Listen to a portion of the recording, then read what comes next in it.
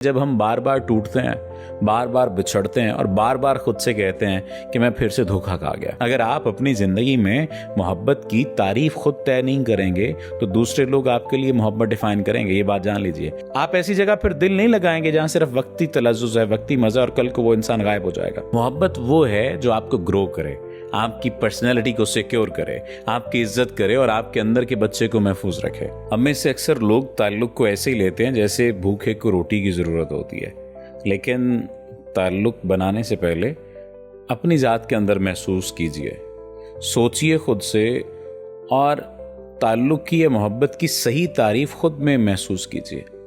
क्या आप कभी खुद से पूछते हैं कि मोहब्बत आखिर है क्या? क्या ये वो बटरफ्लाइज हैं जो आपको किसी खास इंसान के मैसेज आने पर महसूस होती हैं? क्या ये वो दिल की धड़कन है जो उसकी मौजूदगी में तेज हो जाती है? और क्या मोहब्बत बस वो लम्हे हैं जब कोई कहता है आई लव यू और आपका चेहरा खिल उठता है? या मोहब्बत आपके लिए इससे कहीं ज्यादा गहरी है, खामोश है और मजबूत चीज है? अक्सर लोग मोहब्बत को बस फिजिकल अट्रैक्शन, रोमांस और एक्साइटमेंट समझ बैठते हैं, लेकिन मोहब्बत को बोलने, महसूस करने या सोचने से पहले उसकी अपनी तारीफ तय करें। क्या आपके नजदीक मोहब्बत क्या है?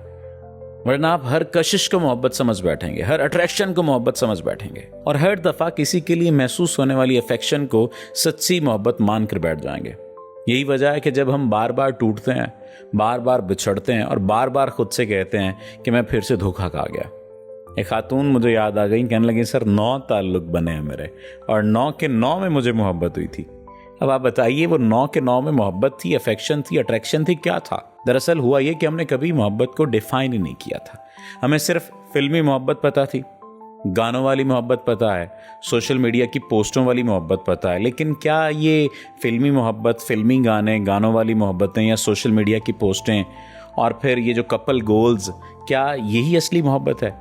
क्या असल मोहब्बत वो है जो बस वक्ती जोश में सब कुछ बहा ले जाए, या असल मोहब्बत वो है जो वक्त, मुश्किल हालात और दूरियों में भी कायम रहे? यहां पर एक मैसेज का रिप्लाई ना हो रहा हो तो ताल्लुक खत्म हो जाता है, तलाक हो जाती है उसके ऊपर। अगर आप अपनी जिंदगी में मोहब्बत की तारीफ खुद तय नहीं करेंगे तो दूसरे लोग आपके लिए मोहब्बत डिफाइन करेंगे। ये बात जान लीजिए। और फिर जब वो जाएंगे आप बिल्कुल खाली महसूस करेंगे, क्योंकि आपका कॉन्सेप्ट ही बोरोड था, क्योंकि वो कॉन्सेप्ट आपका नहीं था। तो फिर इसलिए ये बात सोचना आपके लिए जरूरी है कि मोहब्बत का मतलब आपके लिए क्या है। क्या मोहब्बत का मतलब एतमाद है? क्या मोहब्बत का मतलब इज्जत है? क्या मोहब्बत का मतलब इमोशनल सेफ्टी है, या बस फिजिकल केमिस्ट्री है, या ये चारों चीजें हैं? है क्या?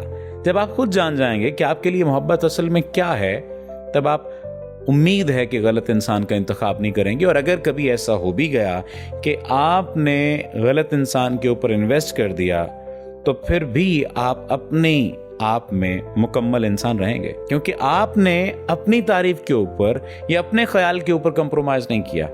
आप ऐसी जगह फिर दिल नहीं लगाएंगे जहां सिर्फ वक्ती तलज्जुज़ है, वक्ती मजा, और कल को वो इंसान गायब हो जाएगा। मिसाल के तौर पर कुछ लोग कहते हैं मोहब्बत बस शिद्दत है, पागलपन है, चाहत है। ये सारी बातें समझ आती हैं, लेकिन इंटेंसिटी हमेशा अच्छी नहीं होती। कई दफा जहर भी इंटेंसिटी से फैलता है और कई दफा मीठा भी इंटेंसिटी से जहर बन जाता है। इसलिए मोहब्बत में शिद्दत से ज्यादा सुकून जरूरी है, एतमाद जरूरी है और मुस्तकिल मिजाजी होना जरूरी है। ऐसा नहीं है कि आज वो लव बॉम्बिंग कर रहा है और कल को वो मौजूद ही ना हो, फिर क्या फायदा? मोहब्बत वो है जो आपको ग्रो करे, आपकी पर्सनैलिटी को सिक्योर करे, आपकी इज्जत करे और आपके अंदर के बच्चे को महफूज रखे। अगर आपकी मोहब्बत आपको खौफ, बेचैनी और कांस्टेंट शक में डाल रही है तो शायद वो मोहब्बत नहीं है, बस अनहील्ड ट्रॉमा का एक कनेक्शन है जो आपने अपने साथ बना लिया। अब सवाल ये पैदा होता है कि हम अपनी मोहब्बत की तारीफ कैसे तय करें। सबसे पहले पेपर ले लें, पेन ले लें या मोबाइल ही निकाल लीजिए और फिर लिखिए, उसे बाकायदा तौर पर लिखिए कि मेरे लिए मोहब्बत का मतलब क्या है। लिखिए कि आपके लिए क्या अहम है। केयर अहम है, स्पेस अहम है, लॉयल्टी अहम है, ट्रस्ट अहम है, फाइनेंसेस अहम है, क्या है, फिजिकल इंटीमेसी अहम है। फिर लिखें कि क्या आप अपनी इसी डेफिनेशन के मुताबिक चल रहे हैं, बस लॉनलीनेस की वजह से किसी भी जज्बे को मोहब्बत मान बैठते हैं और फिर उसमें धोखा खा जाते हैं। दूसरा, अपनी लाइफ के पिछले ताल्लुकात को देखें।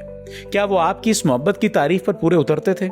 या आपने कंप्रोमाइज किया बस अकेले ना रहने के लिए। तीसरा, जब आपका दिल दोबारा किसी पर आए तो उससे पहले सोचें कि क्या ये कशिश मेरी मोहब्बत की तारीफ से मिलती है या बस वक्ती अट्रैक्शन है। याद रखें, मोहब्बत तभी देर पा होती है जब इसकी बुनियाद आपकी अपनी डेफिनेशन पर हो, ना कि दूसरे के दिए हुए स्टैंडर्ड्स पर हो। वरना आप हर बार मोहब्बत को गलत जगह तलाश करेंगे और हर बार टूट कर रह जाएंगे। एक खूबसूरत सा जुमला याद रखना है आपने कि मोहब्बत को एक्सप्रेस करने से पहले इसे डिफाइन कर लो, क्योंकि जब तुम जान जाओगे कि मोहब्बत तुम्हारे लिए क्या है, तभी तुम इसे सही जगह पर पहचान सकोगे और निभा सकोगे। इसलिए आज बैठकर अपने दिल से पूछिए कि मेरे लिए मोहब्बत क्या है, मेरे लिए ताल्लुक क्या है, और फिर बस उसी मयार पर अपने आने वाली मोहब्बत को परखिए।